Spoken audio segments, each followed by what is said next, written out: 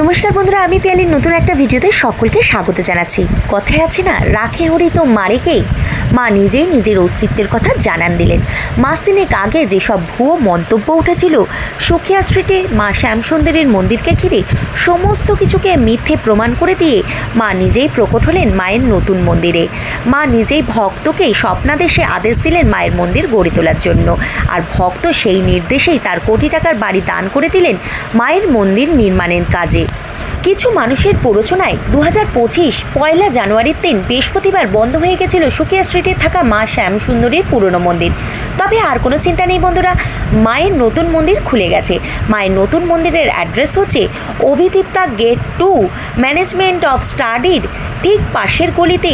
Minute দুয়েক হেঁটে গেলেই দুটো বাড়ির পরে তোমরা পেয়ে যাবে মা শ্যামসুন্দরীর নতুন মন্দির। তাহলে আর দেরি কিসের বন্ধুরা, তোমরাও বেরিয়ে পড়ো রাজরাজেশ্বরী মাকে দর্শন করতে মায়ের নতুন মন্দিরের